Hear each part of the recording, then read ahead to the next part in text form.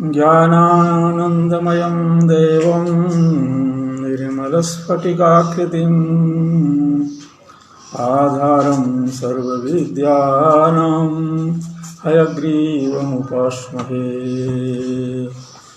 मूकं करोति वाचालं पङ्गुं लङ्घयते गिरिं यत्कृपातमहं वन्दे परमानन्दमाधवम्।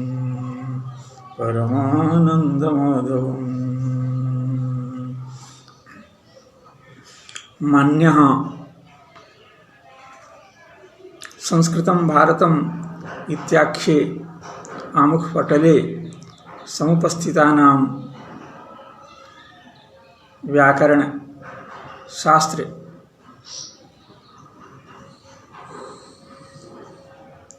प्रेमिणां भवतां भवतीनां जिज्ञासूनां छात्राणां च स्वागतं व्याहरन् अहमस्मि षष्ठदिवसीयायां कक्षायां समुपस्थितः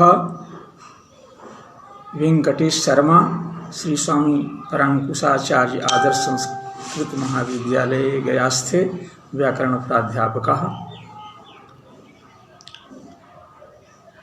मित्रों, आप लोगों के पुण्य के प्रभाव से विगत 5 दिनों तक हम लोगों का यह स्वाध्याय क्रम निर्विघ्न चला।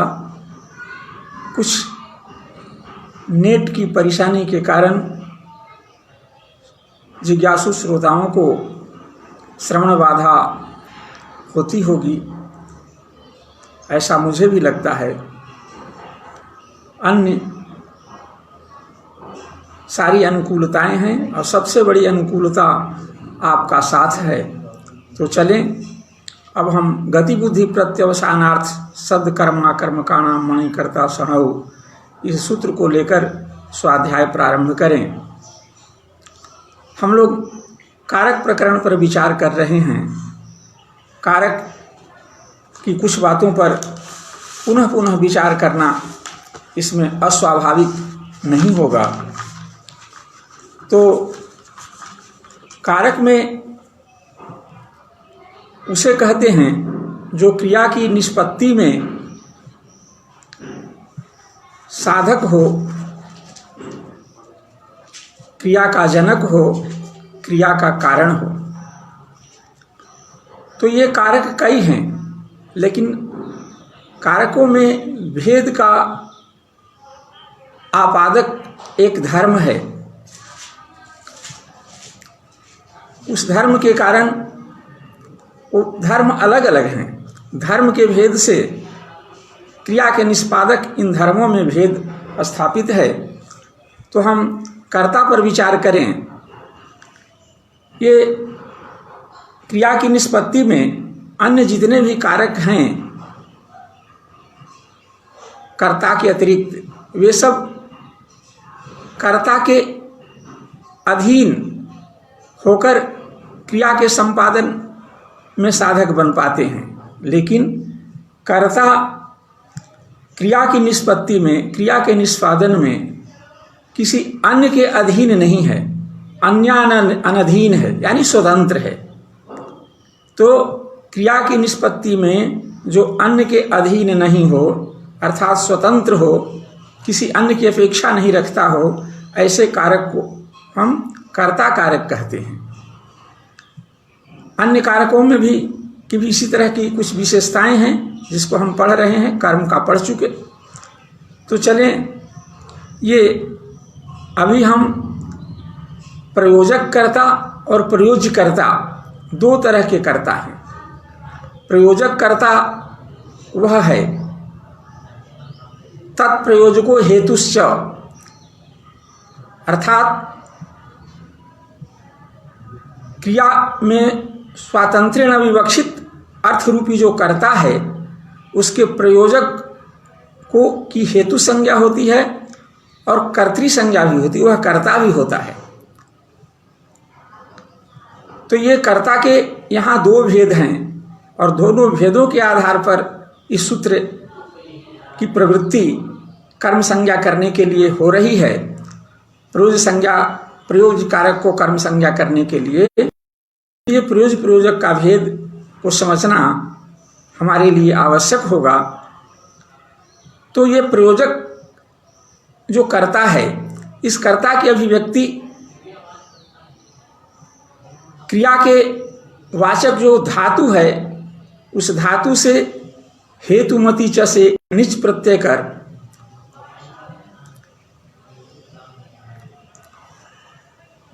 होती है। निच प्रत्यय प्रेरणार्थक प्रत्यय है जो कर्ता को भी प्रेरित करता है। इसके द्वारा ये इसकी अभिव्यक्ति होती है। तो आए हम इसी तरह के प्रयोज और प्रयोजक, दो तरह की एक ही क्रिया में दो के करने वाले दो कर्ता, एक प्रयोजकर्ता एक प्रयोजक कर्ता में प्रयोजकर्ता की कर्म संज्ञा होती है और वह कर्म संज्ञा गति बुद्धि प्रत्यवसानार्थ शब्द कर्मा कर्म का नाम कर्ता शनौ इस सूत्र से होती है। इस पर हम विचार करने वाले हैं, इसी पर हम लोगों का स्वाध्याय चलेगा। तो ये इस सूत्र में गति बुद्धि प्रत्यवसानार्था नाम षष्ठ्यंत पद है, अणि कर्ता और स ये दो प्रथमांत पद है, अणौ सप्तम्यंत पद है। इस तरह से अब प्रथम पद जो षष्ठ्यंत पद है उसमें वो समस्त पद है और समास के अंदर भी कई समास हैं, जैसे गतिश्च बुद्धिश्च प्रत्यवसानंच इति गति बुद्धि प्रत्यवसानार्थः शब्द कर्म जैसा गति बुद्धि प्रत्यवसानार्थ गति बुद्धिश्च प्रत्यवसानंच इति गति बुद्धि प्रत्यवसानानि और गति बुद्धि प्रत्यवसानानि अर्थाः जेषां ते गति बुद्धि प्रत्यवसानार्थः। इसी तरह से इसमें दूसरा समस्यमान पद है शब्द कर्माणः, शब्द कर्म जेषां ते शब्द कर्माणः, ये बहुव्रीहि समास है इसमें। तीसरा अणिकर्ता अकर्मकाः न विद्यते कर्म जेषां ते अकर्मकाः, यह भी बहुव्रीहि समास यहाँ भी है। ये एक दो बहुव्रीहि तीन बहुव्रीहि समास में समस्त पद यहाँ विद्यमान है। शब्द गति बुद्धि प्रत्यवसानार्थः शब्द कर्मकः अकर्मकः, इन तीनों का पुनः हम करेंगे। गर्भित द्वंद्व समास कहा जाएगा। गति बुद्धि प्रत्यवसानार्थाश्च शब्द कर्माणश्च अकर्मकाश्च इति गति बुद्धि प्रत्यवसानार्थ शब्द कर्मा कर्मकाः तेषां गति बुद्धि प्रत्यवसानार्थ शब्द कर्मा कर्मका नाम। अणि न अणि न अणि अणि और अणुकर्ता तस्मिन अणुकर्ता अणिकर्ता एक प्रथमांत पद है। स तत् शब्द के प्रथमा का एक वचन का रूप है पुल्लिंग में स। अणु णी शब्द के सप्तमी के अणु। तो यहाँ पर इस तरह से इतने पद हैं। यहाँ पर कर्म से कर्म का अनुवर्तन होता है, कारके का अधिकार है जो सप्तम्यंत जो प्रथमांत के रूप में विपरिणत होकर के सूत्रार्थ वाक्य में अन्वित होता है। अब यहाँ पर कई और पद हैं इनमें विद्यमान जिनका अर्थ समझना हम लोगों को आवश्यक होगा। तो ये तदनुसार गति बुद्धि प्रत्यवसान, और यहाँ जो गति बुद्धि प्रत्यवसानार्थ पद है इसमें पहले हम द्वंद्व समास किए हैं और द्वंद्व समास के बाद अर्थ पद के साथ बहुव्रीहि समास किए हैं। तो द्वंद्व के अंत में श्रीमान अर्थ पद है, उसका हम द्वंद्व समास में समस्यमान प्रत्येक पद के साथ जब अन्वय करेंगे तो सूत्र का अर्थ होगा गत्यर्थक बुद्ध्यर्थक प्रत्यवसानार्थक। इसी तरह से शब्द कर्मक और अकर्मक ये सब धातु के विशेषण हैं। इन धातुओं की इन धातुओं के वाच्य जो क्रियाएं हैं उनकी जो अण्यंतावस्था की करता है उसकी ण्यंतावस्था में कर्म संज्ञा हो जाती है। इसमें एक अकर्मक शब्द आया। अकर्मक शब्द यहाँ कर्म शब्द कारक परक है, कर्म कारक। तो ये कर्म अकर्मक का मतलब धातु के दो अर्थ होते हैं, एक फल एक व्यापार। इसमें फल का ये दोनों का अधिकरण कई धातुओं के जो फलद्वय अर्थद्वय जो हैं फल और व्यापार, इनमें कोई ऐसे धातु हैं जिनका अर्थ फल रूपी अर्थ किसी और अधिकरण में रहता है और व्यापार रूपी अर्थ किसी अन्य अधिकरण में रहता है। इसलिए ऐसे धातुओं को फलव्यधिकरण व्यापार वाचक धातु कहते हैं और फलव्यधिकरण व्यापार वाचक धातु को सकर्मक संज्ञा मिलती है। उसी तरह से जो फल के ही फल और व्यापार धातु के दोनों जब एक ही अधिकरण में रहते हों तो ऐसे धातुओं को हम अकर्मक धातु कहते हैं। तो यही अकर्मक धातु यहाँ पर वही अकर्मक धातु यहाँ कर्मक पद से अभिप्रेत है। तो फलव्यधिकरण व्यापार वाचक धातु की जो अकर्मक धातु है उनकी अण्यन्तावस्था के कर्ता के भी अण्यन्तावस्था में कर्म संज्ञा होती है। अब ये अण्यन्तावस्था क्या है? शुद्ध धातु जो पठित है धातु पाठ में गम दृगतौ इत्यादि, उससे हम कर्ता कर्म या भाव में लकार लाते हैं। लह कर्मणि च भावे चा कर्मकेभ्यः के अनुसार जब हम सकर्मक धातु से जो लकार आते हैं वो कर्ता और कर्म में आते हैं, अकर्मक धातु से जो लकार आते हैं वो कर्ता और भाव में आते हैं। और पुनः लकार जिस किसी अर्थ में हम करते हैं, तो यदि हम कर्ता अर्थ में लकार लाते हैं धातु से, तो धात्वर्थ तो उसका अन्वय जिस कारक में होगा उस कारक को हम कर्ता कहेंगे। क्यों कि इस कारक इस क्रिया को के निष्पादन में वह उसी कर्ता अर्थ में वह प्रत्यय आएगा जो कारक क्रिया की निष्पत्ति में अन्य के अधीन न हो, अन्याधीन होकर स्वतंत्र हो। ऐसा कारक अर्थ उस प्रत्यय का वाच्य होगा। ऐसी परिस्थिति में जब हम शुद्ध धातु से प्रत्यय लाएंगे तो उस प्रत्यय का अर्थ जो व्यापाराश्रय कर्ता होगा वह कर्ता शुद्धावस्था में वो होगा, उसी को यहाँ पर ण्यन्तावस्था का कर्ता जब हो जाएगा तब उसकी कर्म संज्ञा विधान करने के लिए यह सूत्र प्रवृत्त होता है। वो ण्यन्तावस्था कब होगा? जैसे वह कर्ता देवदत्तः आदि कोई है, देवदत्तः गृहम गच्छति, देवदत्त रूपी जो अन्य अनधीन स्वतंत्र कर्ता है वह किसी के गमन रूपी क्रिया की निष्पत्ति में किसी के सहयोग लिए बिना गमन उत्तर देश संयोगानुकूल क्रिया को कहा है। इस बात को बतलाने के लिए जब हम गम धातु से प्रत्यय लाते हैं तो वह प्रत्यय ला करके गच्छति बनता है। रामः गृहम गच्छति, यहाँ पर राम करता है, अन्य अनधीन स्वतंत्र है क्रिया की निष्पत्ति में, इसलिए करता है।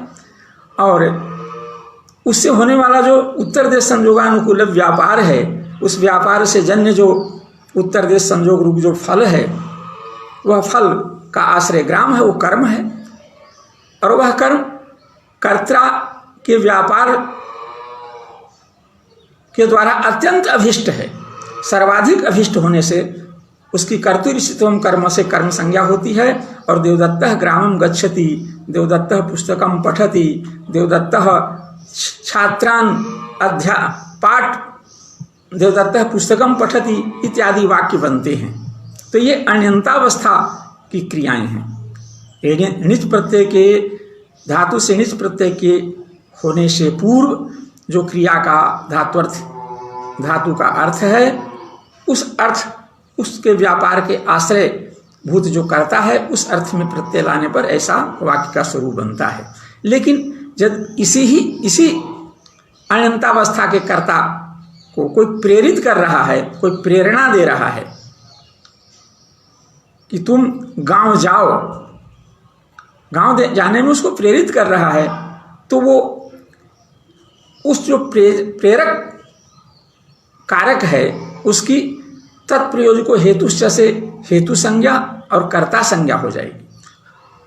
तो कर्ता तो वही होता है जो धात्वर्थ व्यापार का आश्रय होता है। तो यह कौन सा व्यापार कर रहा है? तो प्रेरणात्मक व्यापार कर रहा है।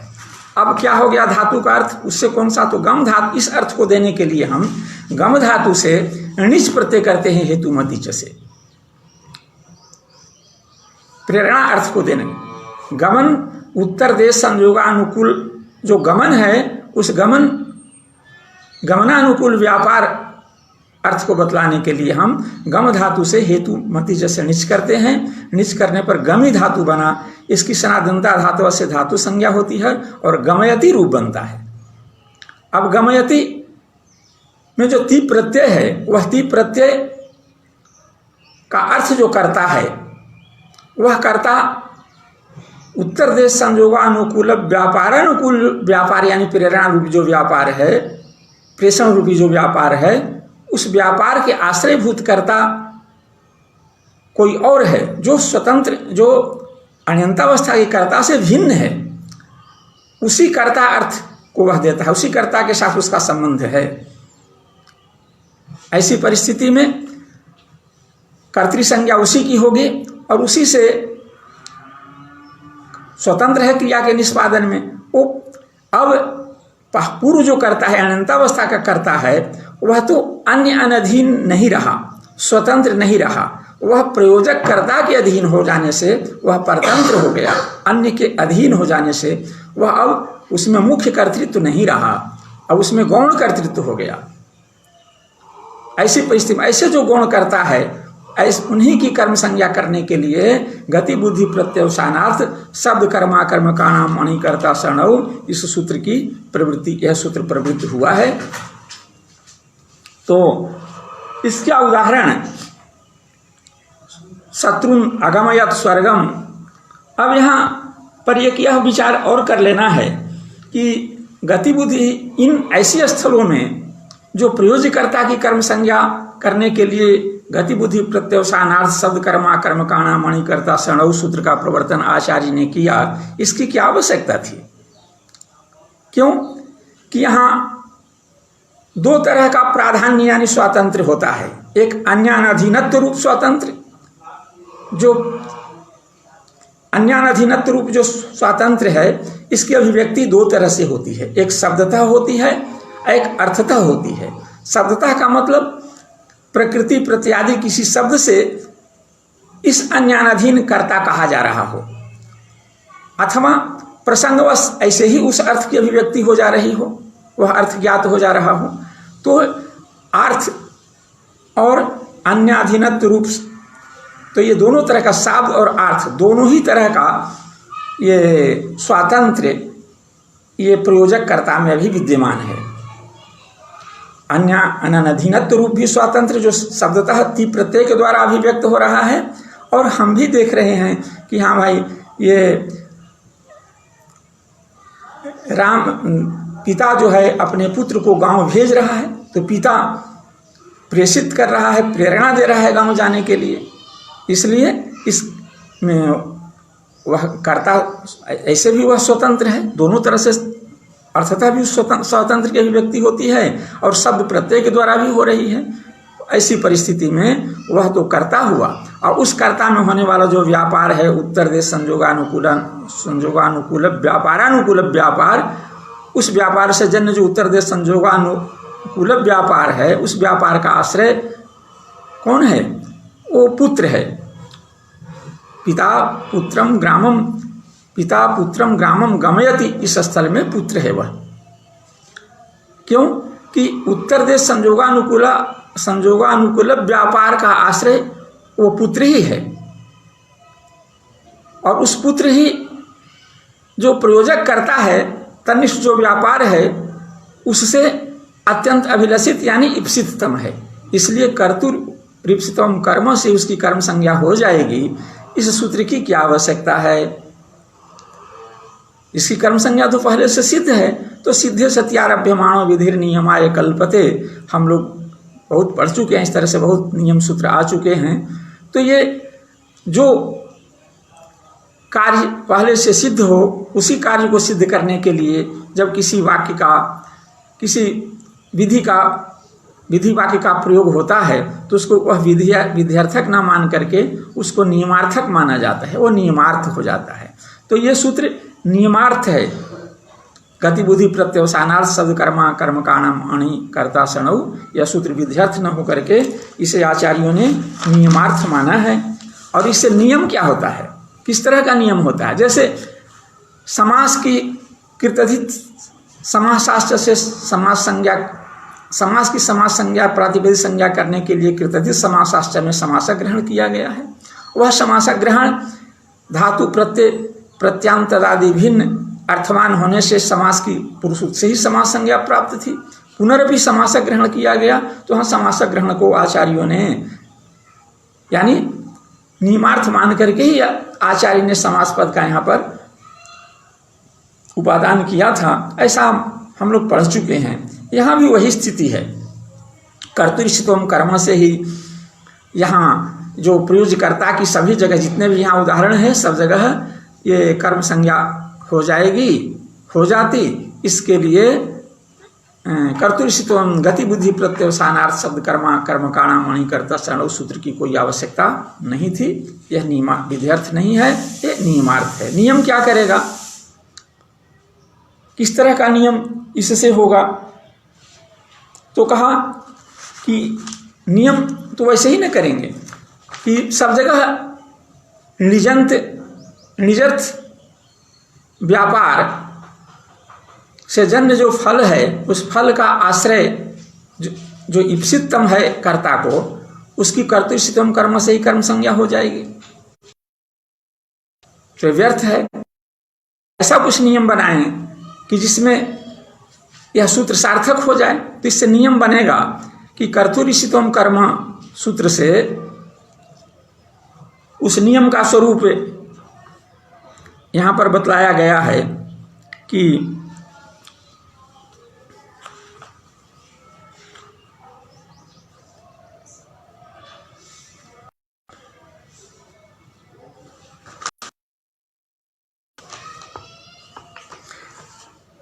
निजर्थेनाप्यमानस्य कर्म संज्ञा भवति चेत तर्हि गत्यर्थादि नाम एवं कर्तुः नान्यस्य, अर्थात निज प्रत्यय के द्वारा उक्त जो व्यापार, उस व्यापार से जन्य जो फल, उस फल के आश्रयभूत इप्सितम कारक की यदि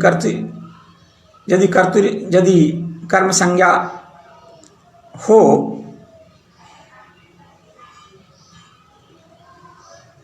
तो ये गत्यर्थादि नाम एवं कर्तुः, गति बुद्धि गत्यर्थक बुद्ध्यर्थक प्रत्यवसानार्थक शब्द कर्मक अकर्मक शब्द कर्मक इन्हीं धातुओं के व्यापार रूपी जो यानी कर्तृत्वम कर्म से कर्म संज्ञा निजर्थ व्यापार जन्य फलाश्रय इष्टतम जो है उसकी जो यदि कर्म संज्ञा कर्तृत्वम कर्म से यदि हो तो ये गत्यादि सूत्र से विहित जो निच प्रत्यय, उस निच प्रत्यय से जन्य जो व्यापार, निच प्रत्यय का जो व्यापार, उस व्यापार से जन्य जो फल तदाश्रयीभूत जो इष्टतम कारक है उसी की कर्म संज्ञा हो। तो गत्यादि इन स्थलों में जिन धातुओं की यहाँ चर्चा है, गत्यर्थक बुद्ध्यर्थक शब्द कर्मक, इनका नियंतावस्था में प्रयोग हो रहा हो, निजंत प्रयोग हो रहा हो, तो इनके व्यापार के आश्रयभूत जो कर्म है यानी प्रयोज्य करता है उसकी कर्म संज्ञा ही केवल उन्हीं की केवल कर्म संज्ञा कर्तृत्वम कर्म से होगी। अन्य गत्यादि धातुओं से, अन्य धातुओं से यदि निच प्रत्यय हो, उस निच प्रत्यय के व्यापार के आश्रयभूत जो फल हैं उनके आश्रय की कर्म संज्ञा कर्तृत्वम कर्म से नहीं हो। यह नियम बनेगा। यह नियम बनने का परिणाम क्या गया कि देवदत्तः यज्ञदत्तेन ओदनम पाचयति, यज्ञदत्तः ओदनम पचति और पचंतम देवदत्तम यज्ञदत्तः प्रेरयति। तो यज्ञदत्त यहाँ प्रेरक करता है, प्रयोजक करता है, और देवदत्त प्रयोज्य करता है, अनंतावस्था का करता है। ऐसे करता कि वो गत्यादि धातु है, पश धातु, उससे जन्य व्यापार का आश्रय होने से वो करता है। वो गत्यादि धातु से धात्वर्ष जो व्यापार है तदाश्रयभूत करता नहीं है, और नहीं वह गत्यादि धातु भिन्न धातुओं से होने वाला जो निज प्रत्यय तदर्श जो व्यापार, उस व्यापार के आश्रयभूत जो इष्टतम वही है, वह है, क्योंकि यह उससे भिन्न है। पश धातु से विहित जो निज प्रत्यय, उस निज प्रत्यय का अर्थ जो व्यापार, उस व्यापार से जन्य विक्लित अनुकूल व्यापारानुकूल व्यापार, उस व्यापार से जन्य जो विक्लित अनुकूल व्यापार है, उस आश्रय है यहाँ पर यज्ञदत्त, तो इसकी कर्म संज्ञा नहीं होगी, क्योंकि ये गत्यादि से भिन्न है। ये नियम का यही फल होगा। तो ये सूत्र वो आचार्यों ने नियमार्थ माना है, यह सूत्र नियम करता है।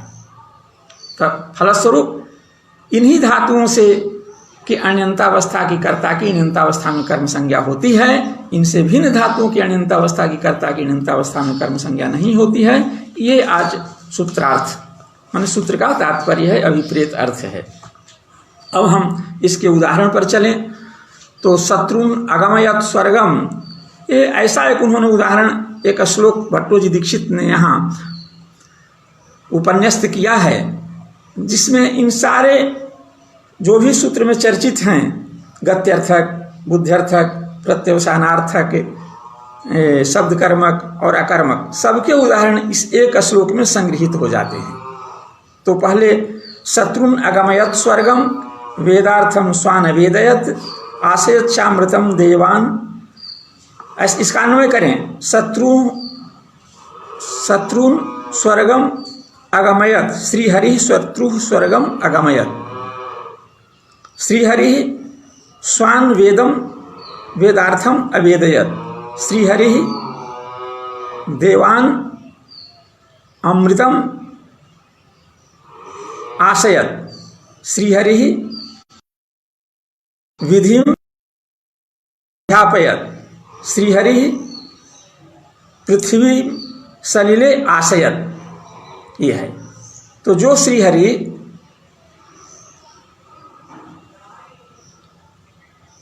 शत्रुओं को स्वर्ग भेजा, अपने लोगों को वेद का ज्ञान कराया, देवताओं को अमृत का पान कराया, ब्रह्मादि देवों को वेद पढ़ाया और पृथ्वी को जल में स्थिर किया, स्तंभित किया, वह हरि हम लोगों की गति हो, हम लोगों के कल्याण के साधन हो, हमारे उपाय हो कल्याण के। ये प्रार्थना के माध्यम से इस श्लोक में आचार्य ने इस सूत्र के सारे उदाहरणों को गुम्फित कर दिया है। तो एक एक कर हम इसका स्वाध्याय करें। तो पहला उदाहरण इसमें है, उसका अण्यन्तावस्था का हम वाक्य बना रहे हैं, बोल रहे हैं। शत्रवः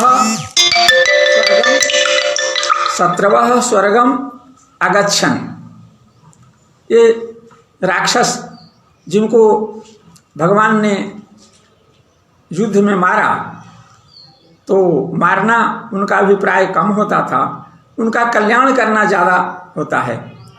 तो उनको ये शास्त्र घातक क्रिया के द्वारा शत्रुओं को युद्ध में उनके सम्मुख लड़ रहे जो शत्रु हैं उनको उन्होंने स्वर्ग में भेजा। लेकिन तो शत्रवः स्वर्गम अगच्छन्, शत्रु स्वर्ग गए। तो यहाँ गम धातु के लट लकार प्रथम पुरुष बहुवचन में झी प्रत्यय है, उसका रूप है अगच्छत, अगच्छताम, अगच्छन्। कर्ता बहुवचन है, इसलिए क्रिया भी कर्तृवाचिका वाक्य है, क्रिया भी बहुवचन में प्रयुक्त होगी। तो शत्रवः स्वर्गम अगच्छन्, ये अण्यन्तावस्था का गम धातु के गत्यर्थक धातु गम धातु के अण्यन्तावस्था का करता है। अब इसी धातु से हम जब प्रेरणा अर्थ बतलाने के लिए, जब इनको शास्त्र घातादि व्यापार के द्वारा जब श्रीहरि स्वर्ग भेज रहे हैं, तो प्रयोजक कर्ता स्वर्ग गमन के प्रति हो गए। इसलिए उस कर्ता अर्थ को देने के लिए, उस प्रेरणा रूपी क्रिया को देने के लिए जिसका आश्रय श्रीहरि हैं, आपको एक प्रत्यय करना होगा। उसको तो हेतुमती च से यहाँ णिच प्रत्यय करेंगे, गमी धातु बनेगा। उससे फिर लट लकार लाएंगे, लंग लकार लाएंगे। लंग लकार के प्रथम पुरुष के चूंकि हरि एक हैं, एक वचन में ती आएगा। फिर लट लकार संबंधी जो संस्कार है शब्द का वो करके अगमयत रूप बनेगा। अगमयत, अगमयत, अगमयताम, अगमयन, ऐसा रूप बनता है। तो अब अण्यंतावस्था का कर्ता जो 17वां, उसकी ण्यंतावस्था में अब कर्म संज्ञा हो जाएगी। कर्म संज्ञा हो जाने पर अब तो कर्तृश्रम कर्म से भी यहाँ कर्म संज्ञा हो जाएगी।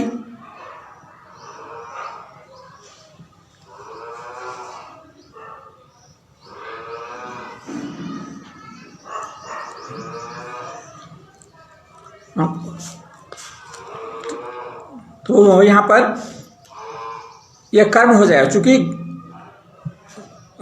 स्वर्ग गमनानुकूल व्यापार, व्यापारानुकूल व्यापार है, उससे जन्य जो स्वर्ग गमनानुकूल व्यापार है, वो व्यापार का यह क्या है, आश्रय होने से, ये फलाश्रय होने से ये कर्म है, कर्म हो गया। और ये गत्यर्थक धातु की अनंतावस्था का करता है, तो अनंतावस्था में उसकी कर्म संज्ञा इस धातु से हो जाएगी।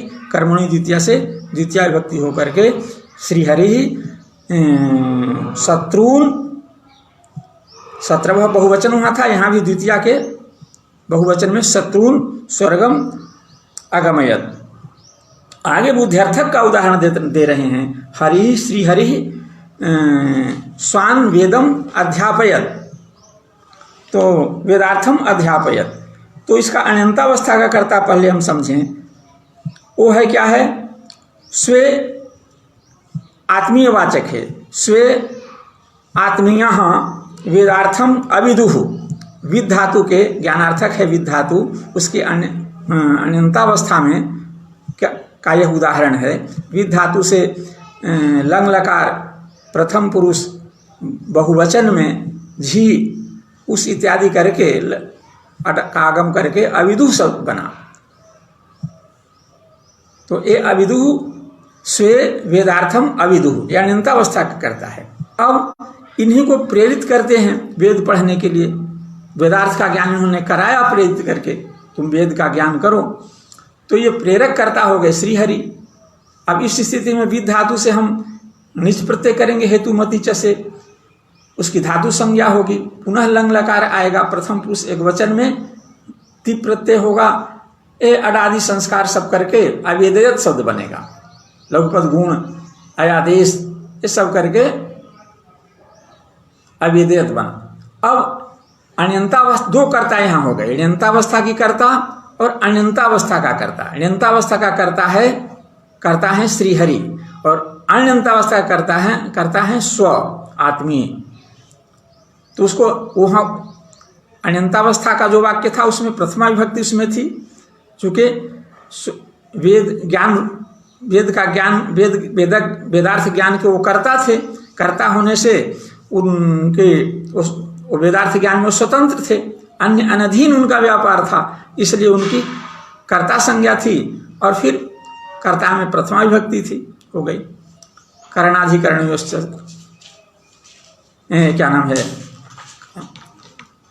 अनुक्ते कर्तरी, अनुक्त कर्ता और करणार्थ में प्रथमा विभक्ति होती है कर्तृकरणयोस् तृतीया सूत्र से। तो वहाँ पर नहीं, तो वहाँ पर वो कर्ता हैं, वहाँ प्रथमा विभक्ति वहाँ हो जाएगी। प्रथमा विभक्ति वो तो अनुक्त कर्ता में तृतीया विभक्ति होती है, प्रथमा विभक्ति हो जाएगी प्रातिपदिकार्थ मात्र में। तो अब स्वे वेदार्थम अविदुः हुआ। अब वही जो अण्यंतावस्था का करता है, उसकी अण्यंतावस्था में जब हम कर्म संज्ञा कर देंगे, कर्म काणामणि कर्ता सणव से इसकी कर्म संज्ञा हो जाएगी। कर्मणि द्वितीया से द्वितीया विभक्ति। तो जो स्वे था एक वचन में वो प्रथमांत था, वो अब द्वितीयांत होकर के बहुवचन में स्वान हो जाएगा। तो श्रीहरि स्वान वेदार्थम अवेदयत। तीसरा उदाहरण है भक्षणार्थक का, तो उसका है अमृतम चाशयत देवान, श्री हरि ही, कर्ता का अन्वय सब में करें, श्री हरि ही देवान अमृतम चाशयत, अमृतम आशयत, ये अनंतावस्था का वाक्य है। अनंतावस्था को पहले हम समझें। अनंतावस्था है देवाः अमृतम आसनन, देवाः अमृतम आसनन, देवताओं ने अमृत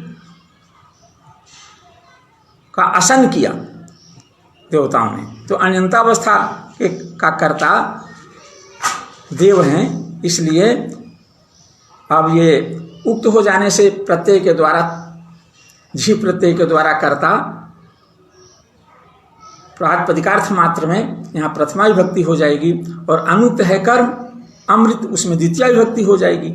लेकिन जब हम अनिच प्रत्यय करेंगे, अनिच प्रत्यय करके आशयत रूप बनाएंगे, तो उसका कर्ता हो जाएंगे श्रीहरि, और ये प्रयोज्यकर्ता जो हैं देव, ये हो जाएंगे कर्म, इनकी कर्म संज्ञा हो जाएगी गति बुद्धि प्रत्यवसानात् शब्द कर्मा कर्म का नाम हानि करता सनो से कर्म संज्ञा होकर फिर इसमें द्वितीय विभक्ति हो जाएगी। तो श्रीहरि ही देवान अमृतम आशयत। अब एक अकर्मक धातु का, शब्द कर्मक धातु का उदाहरण देते हैं।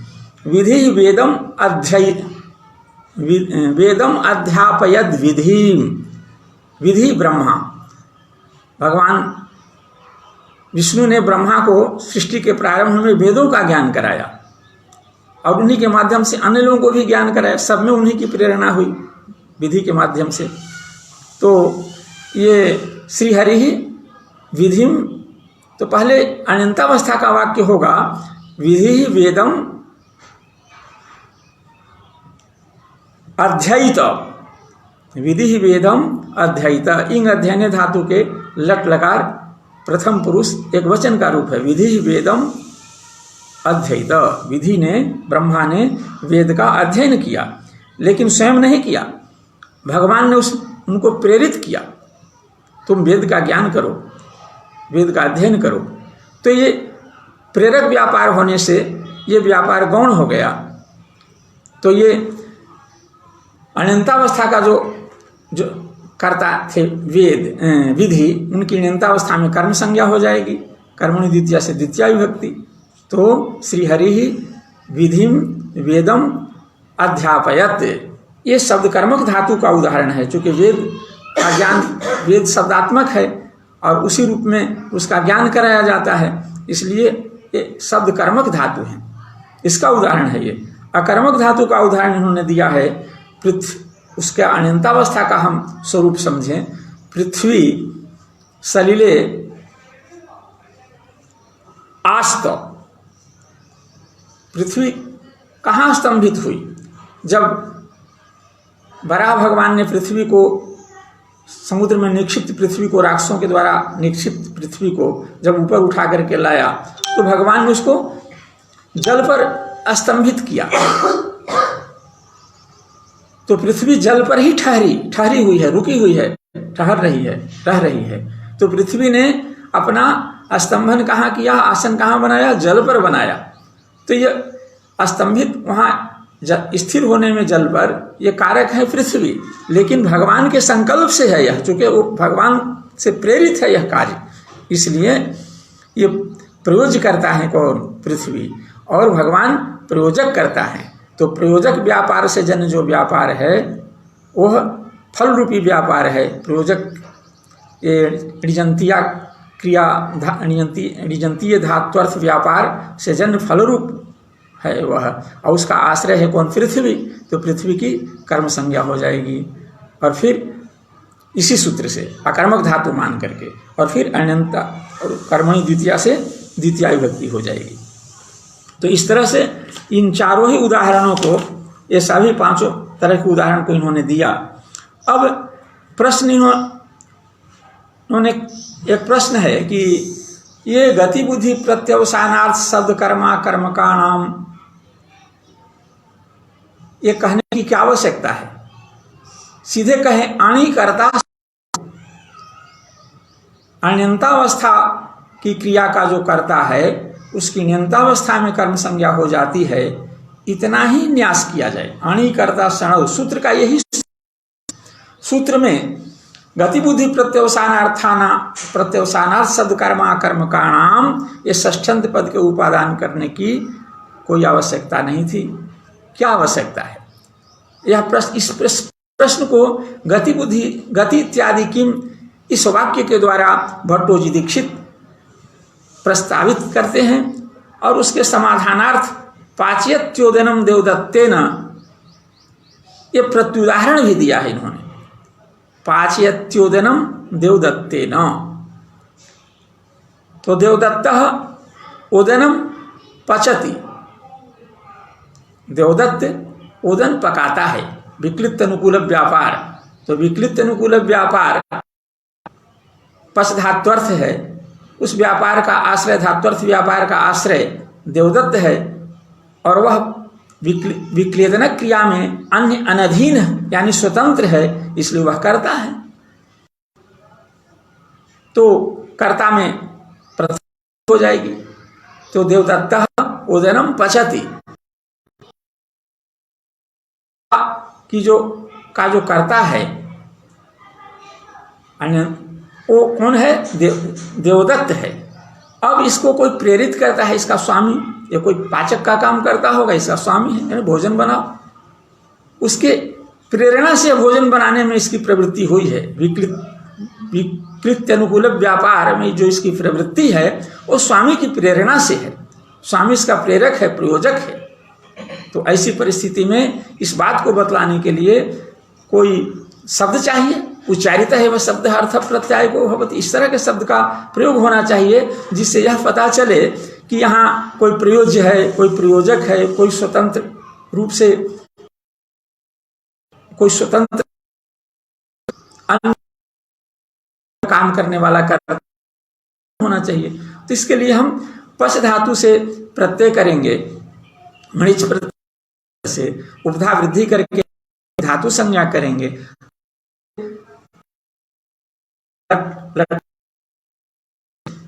अर्धातुक संज्ञा सब, सार्वधातु संज्ञा सब गुण आयादेश करके पाचयति बनेगा। अब ये पाचयति अण्यंतावस्था की क्रिया है। आप जैसा आप सूत्र की प्रस्तावना आप हम लोग कर रहे हैं, अणु कर्ता सणव कर्म, सणव कर्म होता है। अणु अनंतावस्था का जो कारक, उसकी अनंतावस्था में कर्म संज्ञा होती है, ऐसा अर्थ वाला हम सूत्र अणु कर्ता सणव ऐसा कर रहे हैं। तो तदनुसार तो यहाँ पर भी अनंतावस्था का कर्ता जो देवदत्त है उसकी अनंतावस्था में कर्म संज्ञा हो जाएगी और कर्मणि द्वितीया से द्वितीया विभक्ति होगी। तब तो देवदत्ते न प्रयोग नहीं होगा। हम प्रयोग का करने की वर्जना करते थे, देवदत्ते न नहीं बनेगा, द्वितीया विभक्ति हो जाएगी, यहां तक तो हम कहेंगे। तो लेकिन यह अनिष्ट प्रयोग है, अपाणनीय प्रयोग है, वाङ्मय में ऐसा नहीं दिखता है। इसलिए इससे बचने के लिए, ऐसे प्रयोगों से बचने के लिए हमें क्या करना है? गति बुद्धि प्रत्यवसानार्थ शब्द कर्मा कर्मकाणाम, इस पद का उपादान करना चाहिए। इस पद के उपादान का यही फल है। और जब ऐसा कर देंगे तो न तो यह गत्यर्थक धातु है, न पच धातु, न गत्यर्थक है, न बुद्ध्यर्थक है, न प्रत्यवसानार्थक है, न शब्द कर्मक है, न अकर्मक है। इन धातुओं में से कोई धातु नहीं है। इसलिए इसके अनंतावस्था ही कर्ता की अनंतावस्था में कर्म संज्ञा प्रकृत सूत्र से नहीं होगी। ये अनिष्ट प्रयोग से हम बच जाएंगे। आगे अण्यंता नाम किम, अण्यंता नाम किम अर्थात अणु शब्द का पद का प्रयोग सूत्र में क्यों किया गया है? इतना ही बड़ा सूत्र करते, सूत्र में पद रहित सूत्र हो का न्यास सूत्र होता। कैसा? गति बुद्धि प्रत्यवसानात् शब्द कर्मा कर्मकाणाम अणौ कर्त अणौ जह अणौ स कर्ता, इतना ही। अणि कर्ता ऐसा नहीं कहते, अणि नहीं कहते, केवल कर्ता सणव।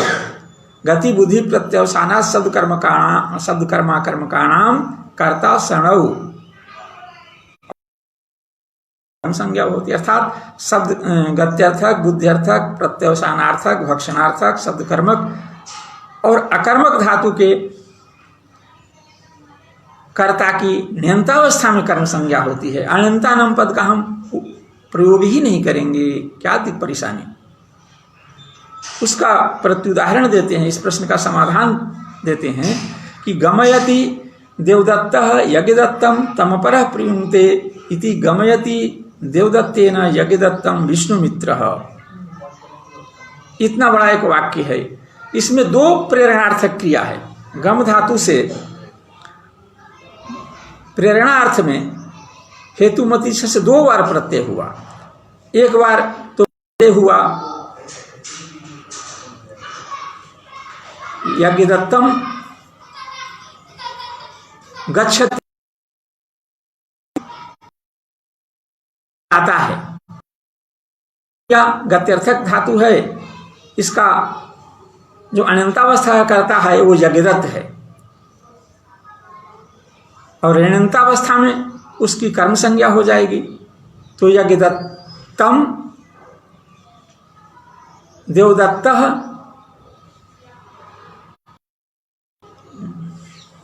हाँ यज्ञदत्तम देवदत्तः गमयति, यज्ञदत्तम देवदत्तः गमयति। तो यहाँ अनंतावस्था का करता है देवदत्त, देवदत्त यज्ञदत्तम गमयति। किंतु देवदत्त को भी कोई प्रयुक्त करता है, कोई प्रेरित करता है यज्ञदत्त को भेजने के लिए, वह व्यक्ति है विष्णुमित्र नाम का कोई व्यक्ति। तो अब पुनः णिच प्रत्यय होगा, गमी धातु से पुनः णिच प्रत्यय होगा। तो उत्तर देश संजोगानुकूल व्यापारानुकूल व्यापारानुकूल व्यापार, ये तीन व्यापार, एक अनंतावस्था के कर्ता में होने वाला व्यापार, एक प्रथम अनंतावस्था के कर्ता में होने वाला व्यापार, एक द्वितीय अनंता,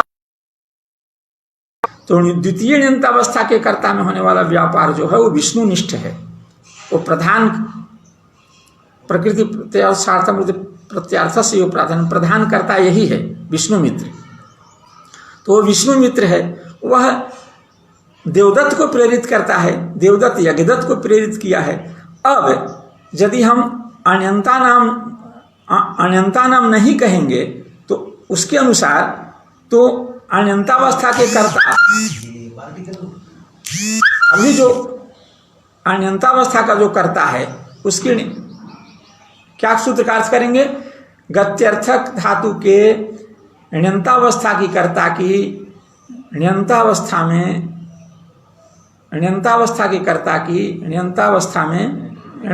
की कर्ता की कर्म संज्ञा होती है, अनंतावस्था की कर्ता की कर्म संज्ञा होती है।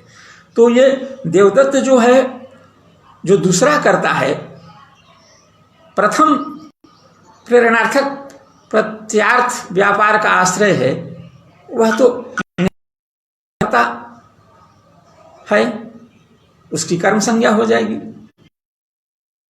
होने पर उससे द्वितीय विभक्ति आ जाएगी। तो सूत्र का प्रयोग जो तृतीयांत प्रयोग है, अनुक्त कर्ता होने के कारण इसमें तृतीय विभक्ति हो गई। में जो द्वितीय णिच प्रत्यय है, पहला णिच प्रत्यय का तो अनिटी से लोप हो जाता है, फिर गमी का फिर गमी का गमी ही रह गया, तो गम्यति फिर उसी से प्रयोग बना। लेकिन ये अनंतावस्था कर्ता जो देवदत्त है उसी की कर्म संज्ञा हो जाएगी, द्वितीय से उसमें भी द्वितीय विभक्ति होने लगेगी, जबकि वह अनुक्त कर्ता होने के कारण हुई है, होनी चाहिए भी। तो तृतीय विभक्ति न हो कि यहाँ भी द्वितीय विभक्ति रूपी अनिष्ट प्रयोग होने लगेगा।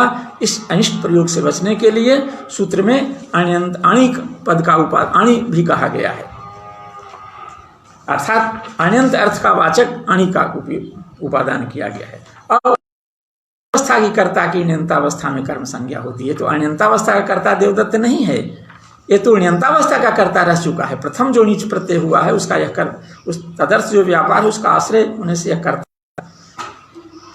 यज्ञदत्त के गमन में यह प्रेरक है, इसलिए ण्यंतावस्था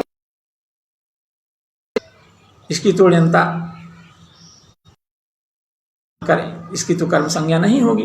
फिर इष्ट अनिष्ट प्रयोग से बचने के लिए अण्यंतानम पद का प्रयोग किया गया है।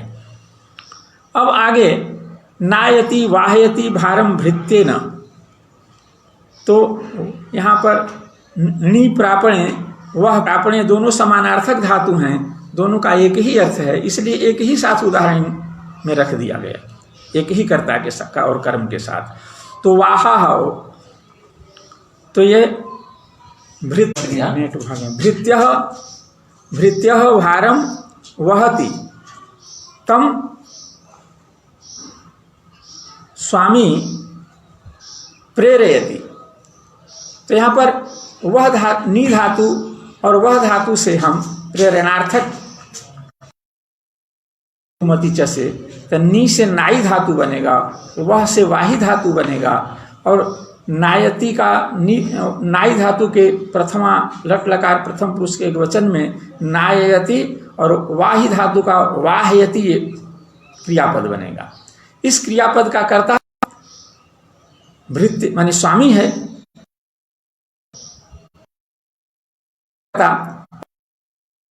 हो गया। अब यहां पर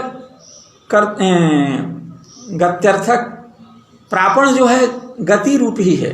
गति के कई अर्थ हैं, गति गमन, गति ज्ञान, गति मोक्ष, गति प्राप्ति।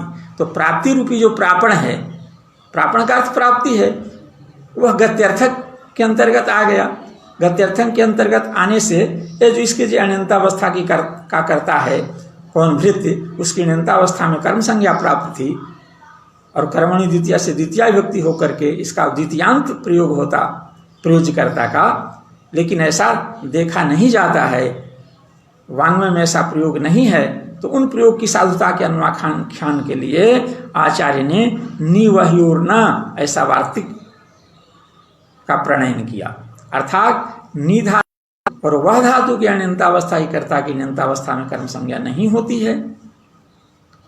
तो यहाँ तो ये नि धातु और वह धातु की अनंतावस्था करता है भृत्य, इसलिए कर्म संज्ञा नहीं होगी। जब कर्म संज्ञा नहीं होगी तो ये अनुक्त करता है, जो वाही धातु और नाई धातु से जो प्रत्यय आया है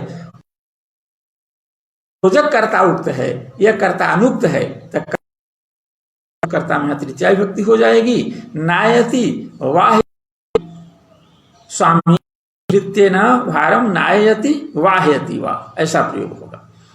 लेकिन इस निषेध का भी एक प्रतिषेध है, क्यों कि इसके विरुद्ध भी वाक्य वाङ्मय में दिखते हैं।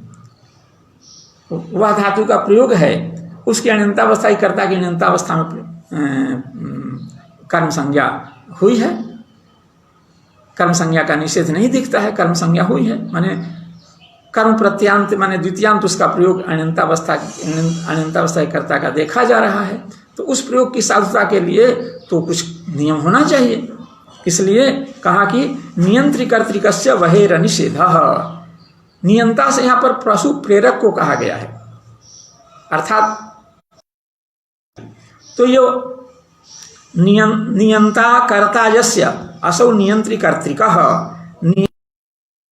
प्रेरक है कर्ता जिसका, ऐसा जो वह धातु, उस वह धातु की अनंतावस्था ही कर्ता की अनंतावस्था में कर्म संज्ञा का निषेध नहीं होता, ये प्रतिषेध वाक्य है। तो अब वह धातु के वहति वाहा वहतीति वाहा रथम वहन्ति तम सुतः प्रेरयति इति सुतः प्रेरयति इति सुतः वाहा। अब यहाँ पर अनंतावस्था प्रेरक करता है, ये नियंत्री कर्तृक वह धातु है, इसका नियंता है सुत। सुत के आज्ञा के अनुरूप, उसके इशारा के अनुरूप जो अश्व रथ को गंतव्य दिशा की ओर ले जाते हैं, इसलिए नियंत्री कर्तृक वह धातु है, इसके अनंतावस्था होगा, कर्म संज्ञा हो जाती है।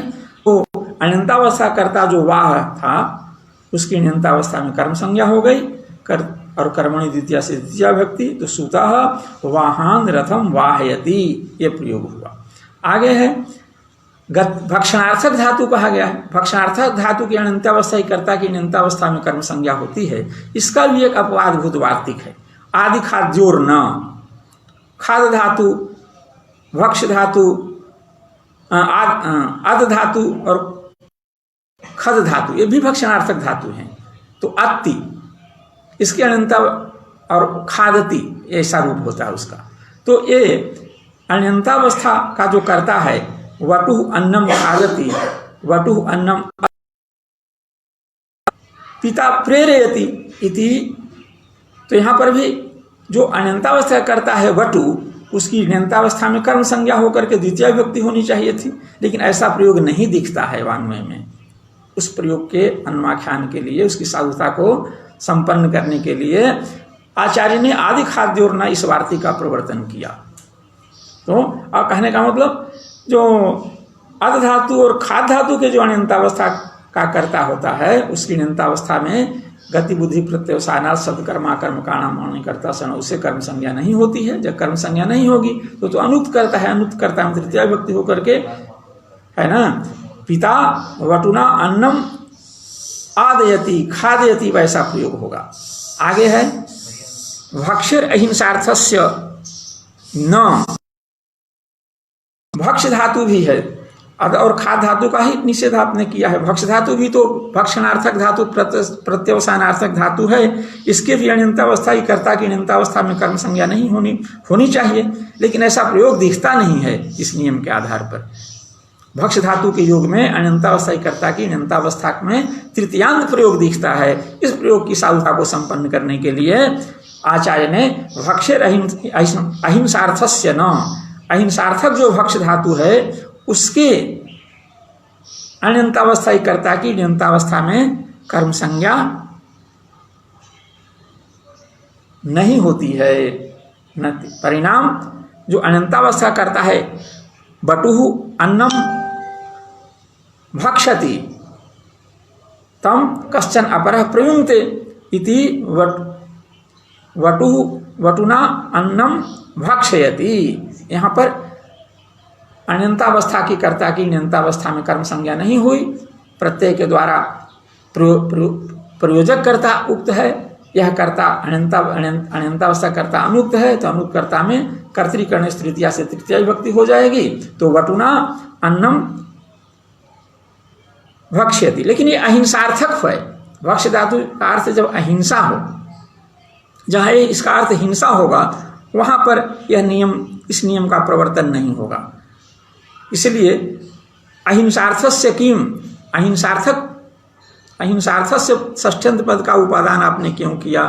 नहीं करते, केवल कहते कि भक्षिर न, भक्ष धातु के अनंतावस्था की कर्ता की अनंतावस्था में कर्म संज्ञा नहीं होती है, इस अर्थ वाला भक्षिर न इतना ही वार्तिक करते, अहिंसार्थस्य क्यों कहा? कहा कि ऐसा नहीं कहते तो वली वरदान सस्यम भक्षयति, ये वलिवर्दाः सस्यम भक्षन्ति,